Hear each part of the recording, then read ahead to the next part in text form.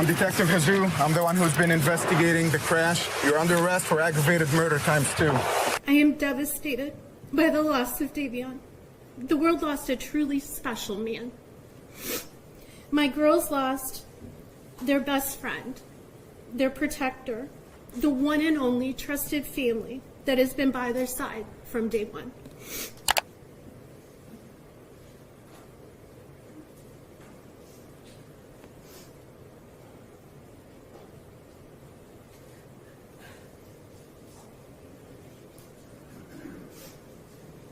No one wanted this to be a murder or to punish Mackenzie Shirilla for this accident. But this was not a car accident. The evidence and science proved that Mackenzie Shirilla murdered my son, Dominic, as well as DaVon. I lost 3 children in that crash. Not a minute goes by each day that I don't think about my son, as well as DaVon. My heart is forever broken.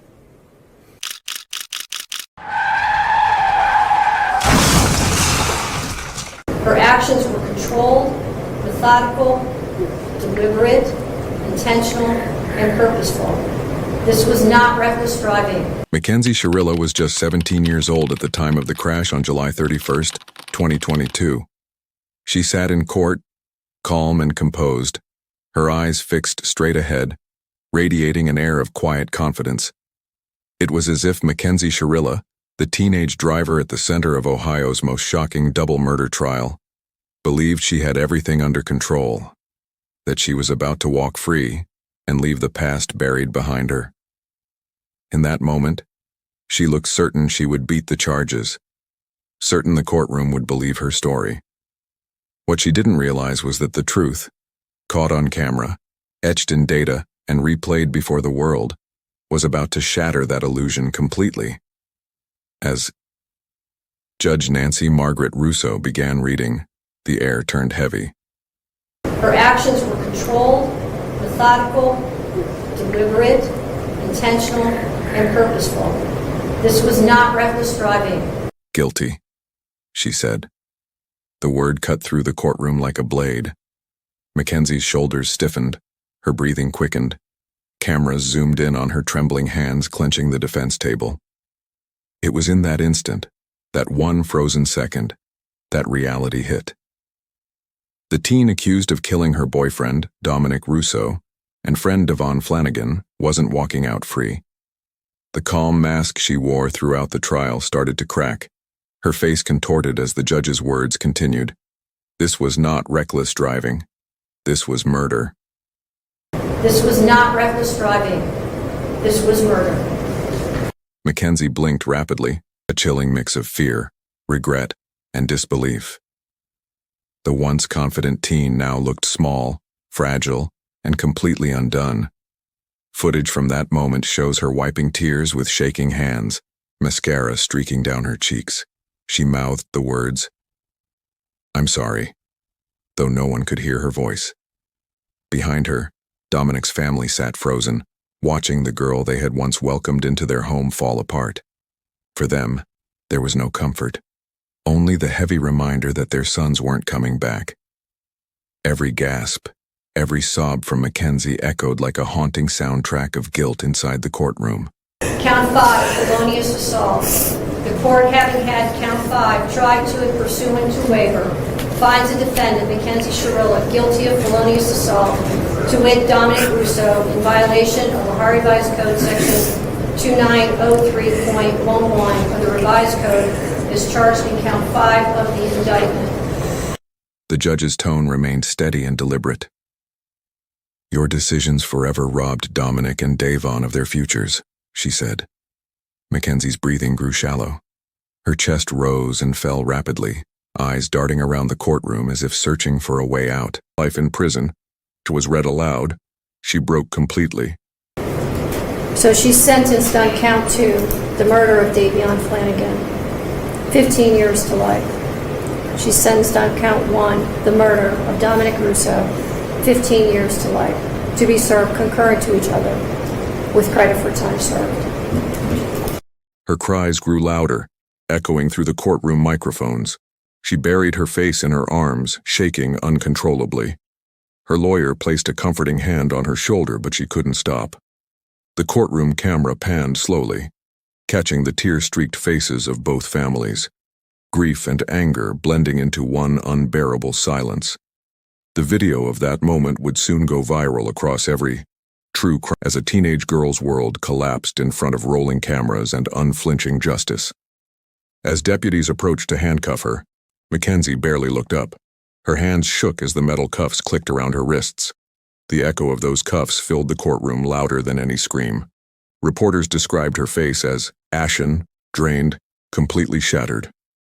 The camera zoomed in one last time, catching her whispering, "I didn't mean to," a statement lost beneath the roar of the crowd and the sobs of grieving mothers.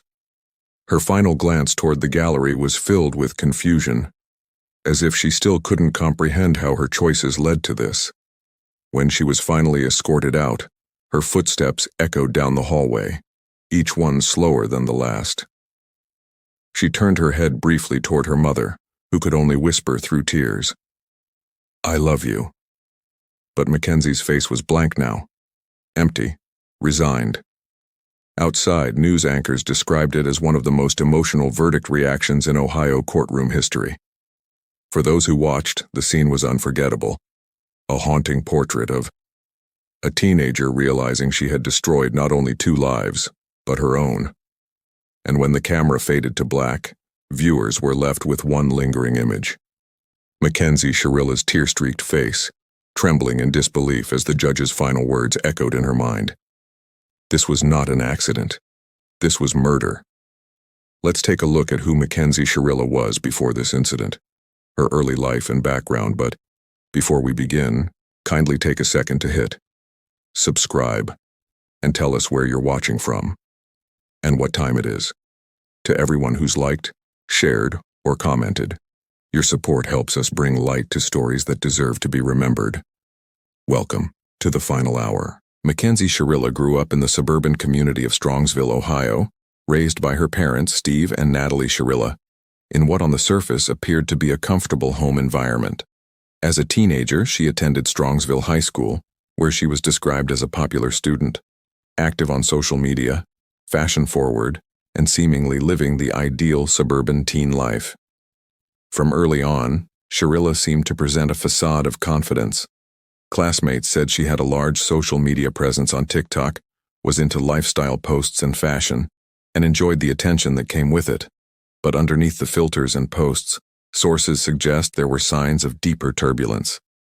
According to victim family testimony and court documents, her relationship with her boyfriend, Dominic Russo, was long-standing, about 4 years, yet marked by repeated breakups, intense arguments, and controlling behavior. 3. According to the Russo family, in the 6 months leading up to the fatal crash, Mackenzie's behavior grew more possessive and threatening. For example, one witness testified that in July 2022, Russo called his mother in distress and said Mackenzie was screaming, "I'm going to wreck this car right now." That single statement foreshadowed what would later become the centerpiece of the investigation. Beyond the relationship, there were other red flags. Court filings reported that Shirilla had been recorded in surveillance video, driving the same route where the crash occurred days earlier, suggesting she may have scouted the crash site in advance. Investigators also found a pattern of reckless social media posts showing distracted or risky driving behavior. Her social media persona and lifestyle may also have contributed to underlying risk. She amassed followers, received clothing samples to review, and portrayed a glamorous image, while friends and family later said the private reality was one of escalating conflict, instability, and threats. While the public profile was polished, reports indicate the Shirilla family may have failed to intervene effectively when warning signs emerged. One Reddit commenter noted, "It was discovered that Mackenzie's parents never made her face a single negative consequence for anything."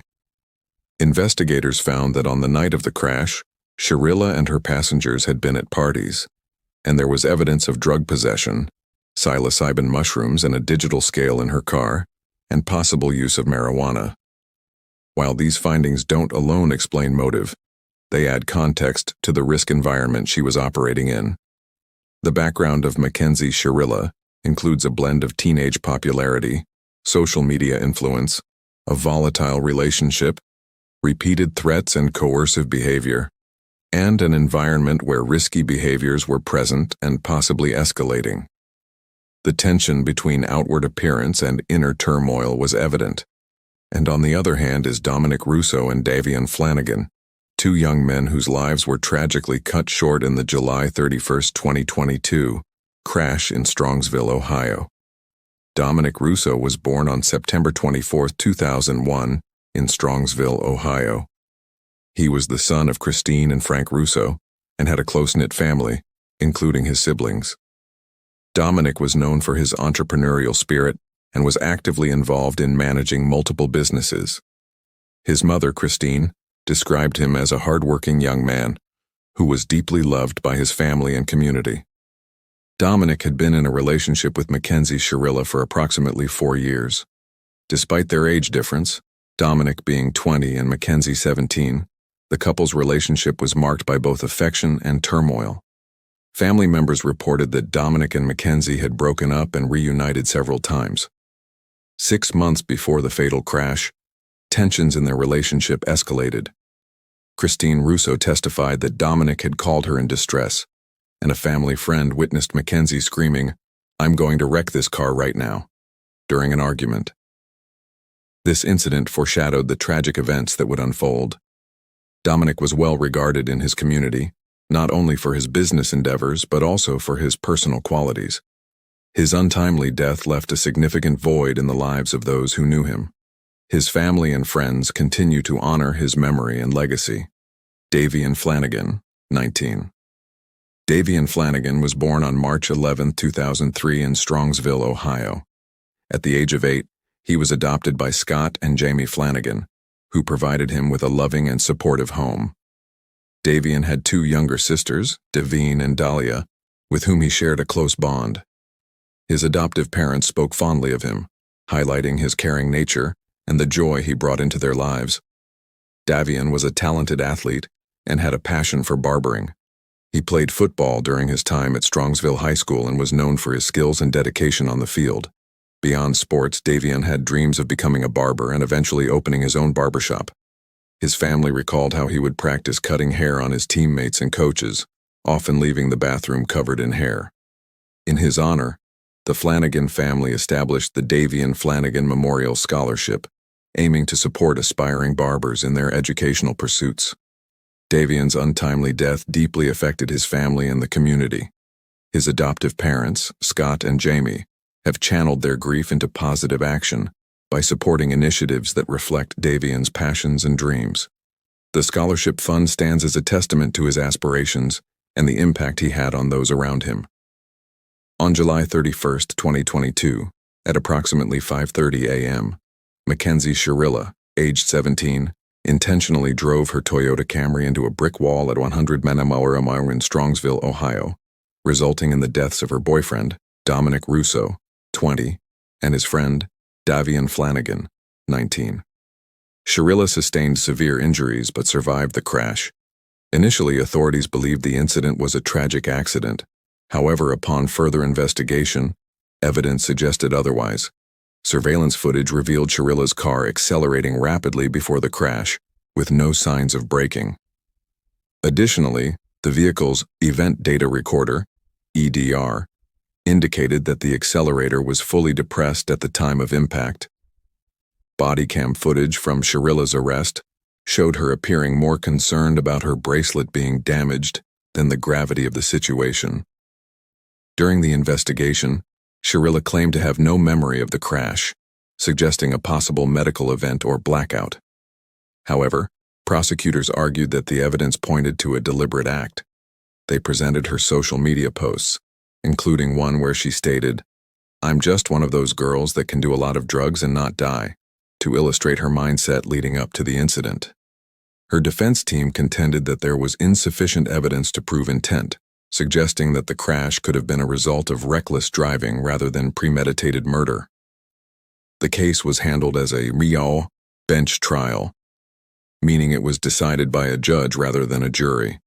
In August 2023, Cuyahoga County Common Pleas Judge Nancy Margaret Russo found Shirilla guilty on all 12 charges, including 4 counts of murder, 4 counts of felonious assault, 2 counts of aggravated vehicular homicide, 1 count of drug possession, 1 count of possessing criminal tools. Judge Russo described Shirilla's actions as controlled, methodical, deliberate, intentional, and purposeful, stating, "This was not reckless driving, this was murder." On August 21, 2023, Shirilla was sentenced to either 2 concurrent 15-year to life prison terms, meaning she will be eligible for parole after serving 15 years. Her driver's license was also permanently revoked. During the sentencing, Shirilla expressed remorse, stating, "I hope one day you can see how I'd never let this happen or do it on purpose. I wish I could remember what happened."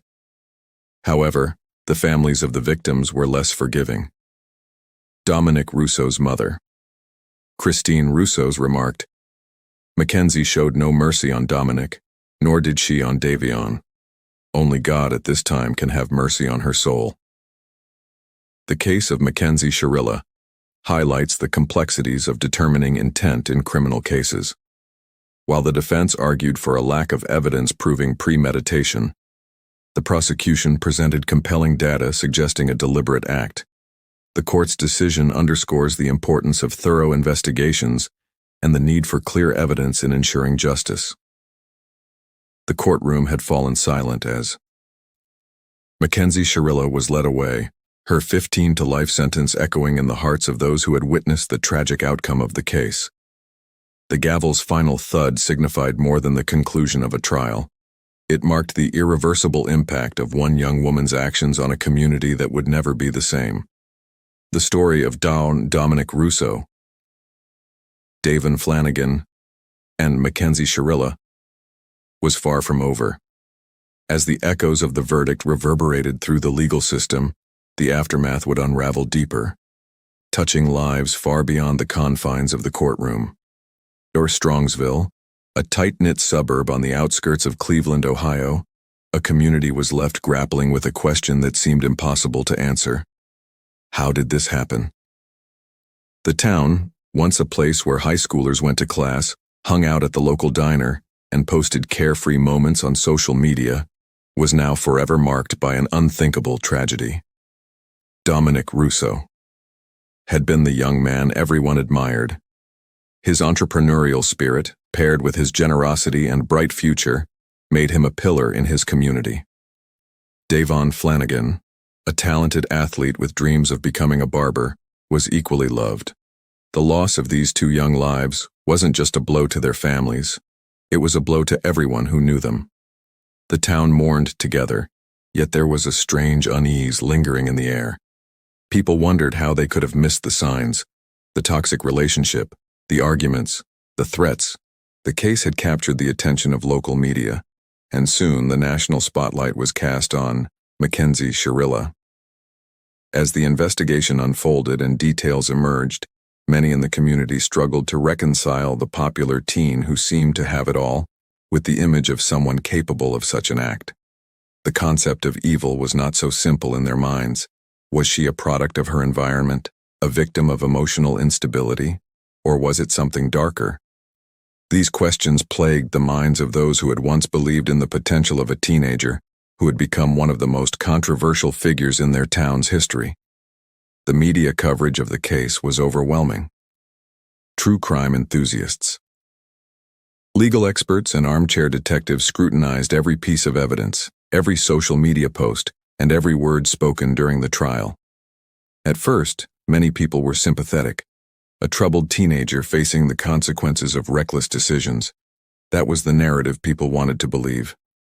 But as the story of Mackenzie Shirilla and the events leading up to the crash came into sharper focus, the narrative began to shift. What was initially seen as a tragic accident soon became a story of deliberate murder. The public's perception of Shirilla fluctuated wildly, from sympathetic to hostile as the details emerged. Her social media posts, once seen as harmless teen fun, were now viewed through a darker lens. Her threats, her reckless driving habits, and her increasingly toxic relationship with Dominic Russo painted a chilling portrait of a teenager spiraling out of control.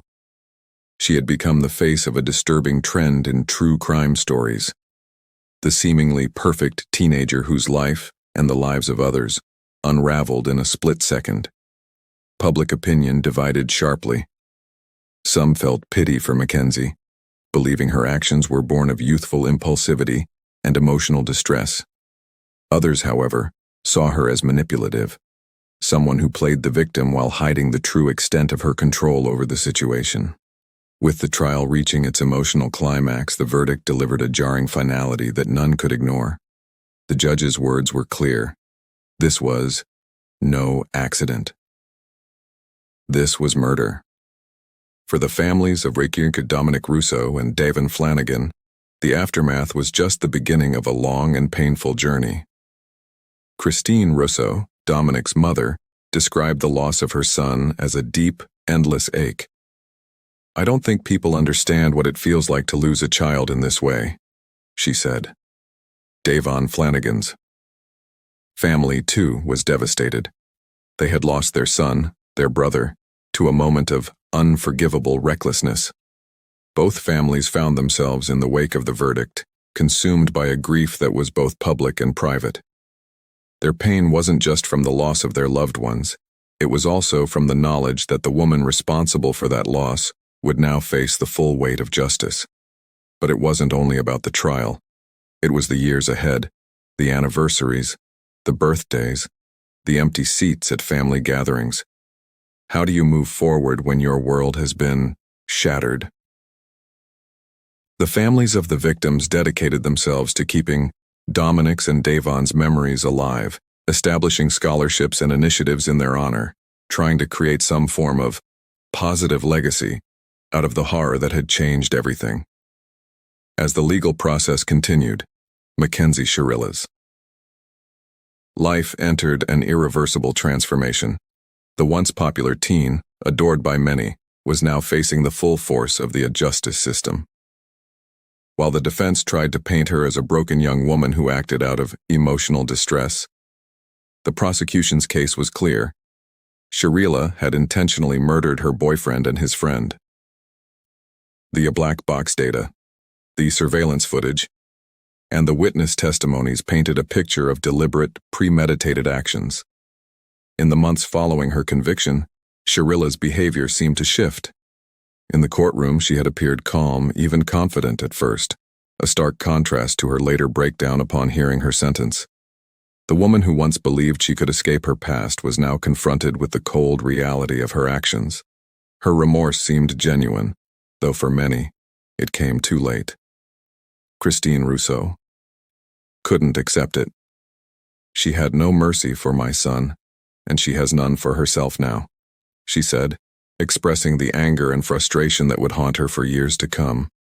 Currently, Mackenzie Shirilla remains incarcerated, serving her 15 to life sentence at a maximum security prison. She will be eligible for parole after 15 years, but the chance of her ever walking free is uncertain. Since her trial, there have been updates about her psychological condition and the toll prison life has taken on her. Psychological evaluations suggested that Shirilla might have been struggling with mental health issues, particularly with emotional instability during the period leading up to the crash. These evaluations have played a role in the conversation surrounding her parole eligibility, though her actions on the night of the crash remain undeniable. Despite the changes in her environment, Mackenzie Shirilla's future is now in the hands of the legal system. Whether she will be granted parole is something that will be determined much later. For now, she sits behind bars reflecting on a decision that cost her not only her freedom, but also the lives of 2 young men, their families, and the community she once called home. The journey from the crash to conviction has forever altered the course of Mackenzie Shirilla's life, but the ripple effects of her actions will be felt for decades. In the end, justice has been served, But the healing has just begun, for the victims, their families, and even for Shirilla herself. The story remains a chilling reminder of how a single, reckless decision can change everything. Thank you for joining us. Don't forget to subscribe, comment, and share. See you in the next one.